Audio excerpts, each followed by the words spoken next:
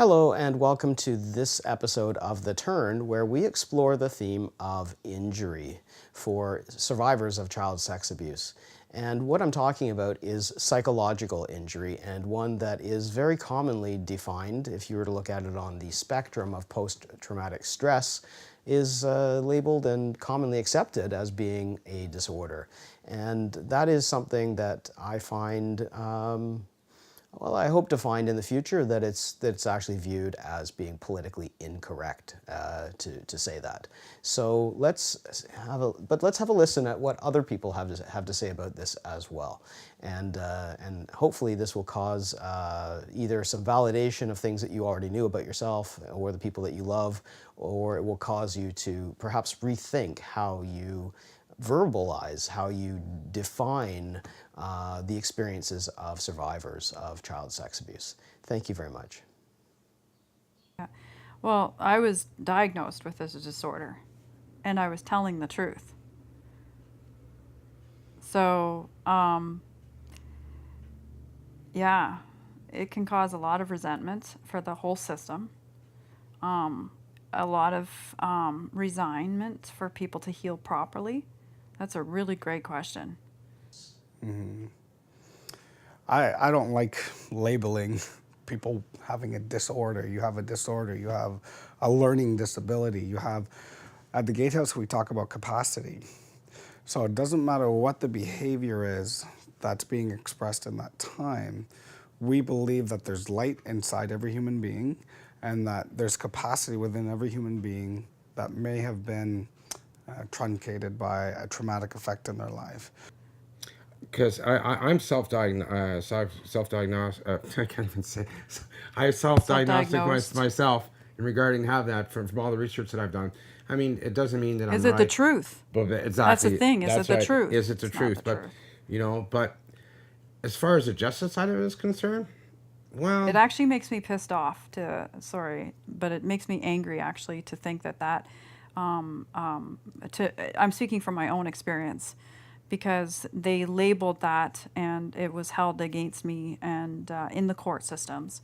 But it was the truth. Truth prevails. truth prevails. Truth prevails. Yeah. Well, I've yet to find that justice.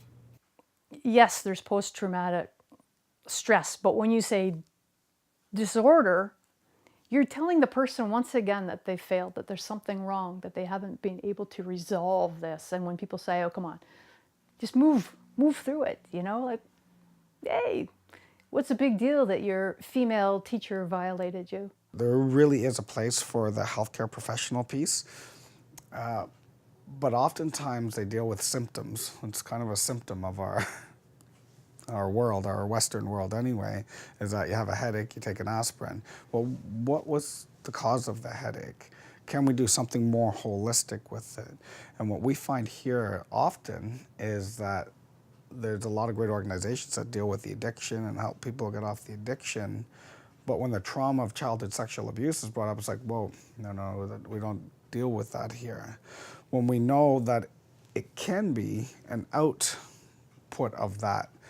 But we've also seen here, it's not the trauma that does that, it's the years in between of secrecy and the cultural silence around it. And the you don't say this, and for men, it's like, certainly don't say it. And for women, it's like, well, you got to move on too with your life. If you allow the person to be in the discomfort and the pain, but they're in a supported group or area, then they don't have the same shame. And when you take away the shame, then you can get to the healing in I think, a much more efficient manner. So the earlier we can hear the voice, the earlier the child will be healed, and the less likely it is that the child will grow up and develop negative coping strategies because of this trapped negative energy inside that culture says we don't want to look at that. It's very difficult for our culture to realize or to accept, I guess is a better word, that next door this is happening and behind us this is happening, and that doesn't happen in my neighborhood. Well, yes, it does. It happens in every neighborhood. It happens everywhere, and it's the silence that leads to the negative coping strategies. Give me a break. Like, it's just insane the way you want to label people, as opposed to think about the gift of the person and that they're just struggling, and we need to be supportive. I think it's just really bizarre the way we want to go into a negative area rather than lifting the person and supporting them. PTSD versus just being injured. PTSI, PTSI. injury. Well, I like injury because then it's like you get healed, right? It goes away. Yeah, because PSD Syndrome, Yeah, it's- syndrome sounds like it's like It's you're almost stuck with it. it's medicinal. It's medicinal, or you're stuck with it for the rest of your life. Yeah. And with the I added in there, it just seems like, well, it's going to There's get better. possibility it's There's gonna get better. possibility it's going to get better. Thank you for joining us for this episode of The Turn, where we explored the theme of injury versus disorder for survivors of child sex abuse. Next week's theme is the theme of mind-body relationship and how the mind and body can interact with each other to be used, or how the mind-body connection can be used in empowering ways for people who are on healing journeys from child sex abuse. So thank you very much, and we'll see you next time.